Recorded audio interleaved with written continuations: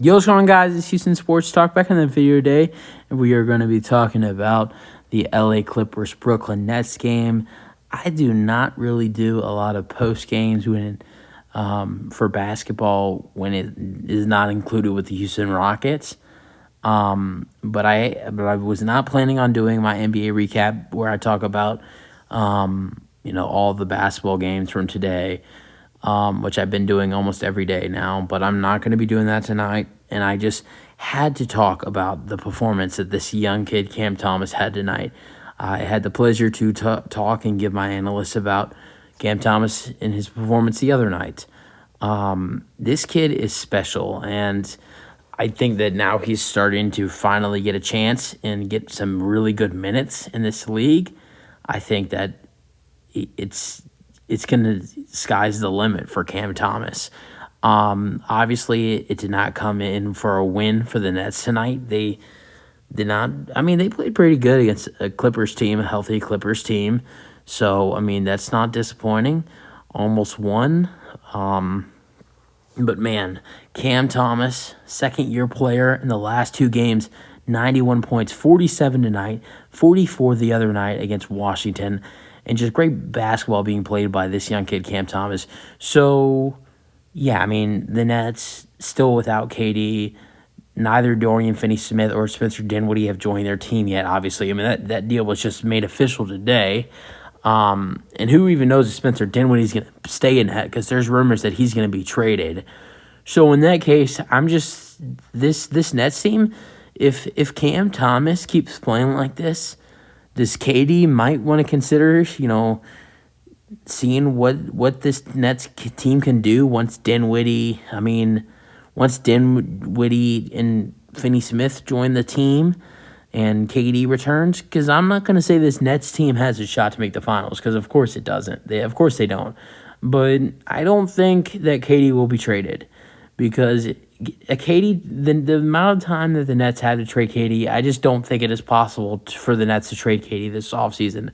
So KD just has to, very well consider the fact that he will be playing for the Nets the rest of the season. So look at the team that you have around you now. You have a Cam Thomas who in the last two games has scored both in 44 and 47 in these last two games. So in that case, if I'm KD, I'm joining Spencer Dinwiddie, who's averaging 18 points per game. Cam Thomas, when he's been getting a lot of minutes, he's had 47 and 44. Royce O'Neal's playing good basketball. When Joe Harris is healthy, he's playing good basketball.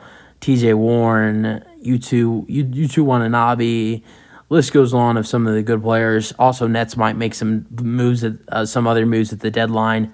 So if I'm KD and I know that I'm not going to be traded this offseason, plus Nicholas Claxton as well. I mean, he's been a beast as well. He had 15 and 16 at night.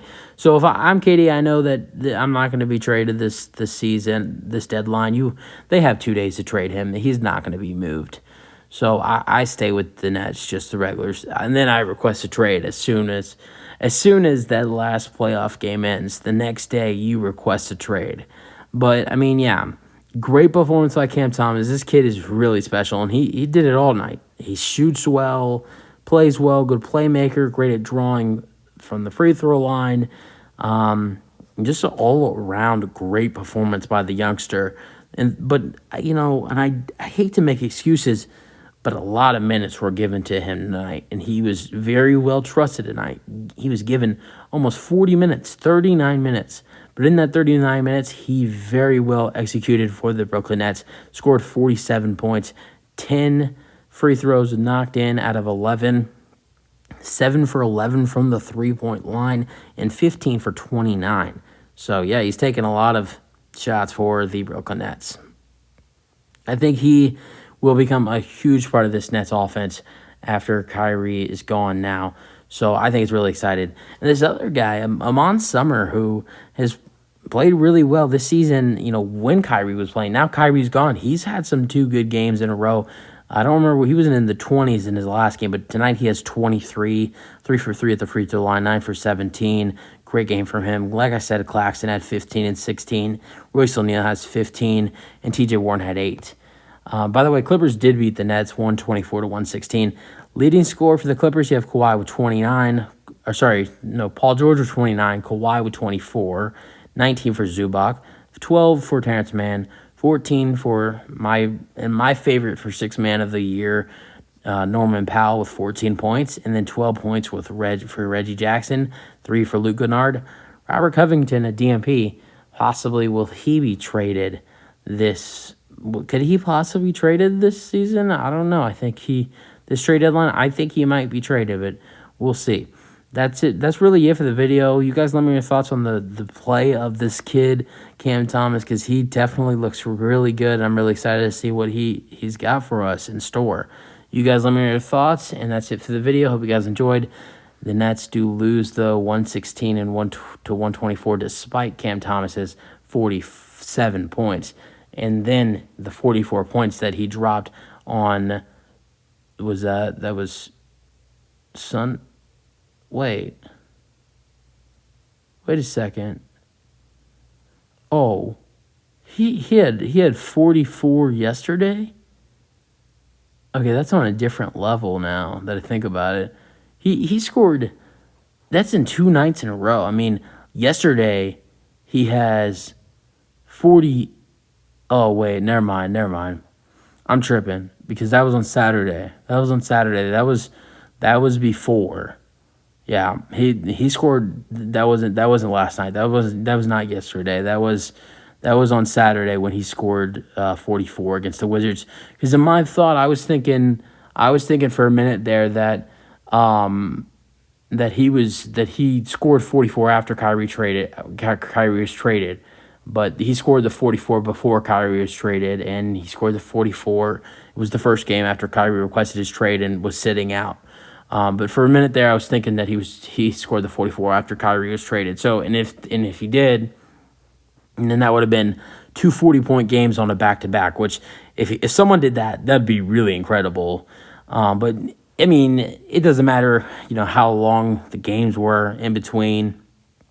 40 points in 2 games in a row, and especially in his background with being a second-year player, in the amount of time he's got into play. He's been a guy who's been low minute. He's been on low minutes this season. So just to see him really starting to develop is going to be really good for the Brooklyn Nets. And if the Nets are going to go and rebuild, he's definitely a big part of their future. And I definitely think if the Nets if the Nets were nervous to go into rebuild now, I think that if they're going to do it, if they're thinking about it, they were thinking about it like. On Friday, after Kyrie, requested the trade, are we going to go and rebuild? I would be panicking, but I would, start to calm down a little bit after these 2 last games by Cam Thomas. Just a tiny bit, calm down a little bit, because if the Nets just, blow up everything, they do have a nice future with Cam Thomas and Nick Claxton. So I do like those 2 guys. I think the Nets should, if KD and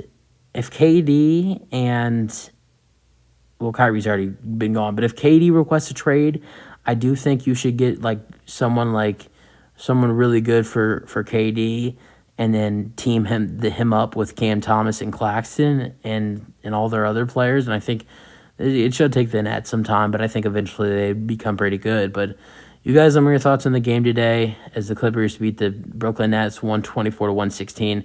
You guys, let me know your thoughts on this kid Cam Thomas, because he's certainly the real deal. That's it for the video. Hope you guys enjoyed. Let me know your thoughts, and peace out.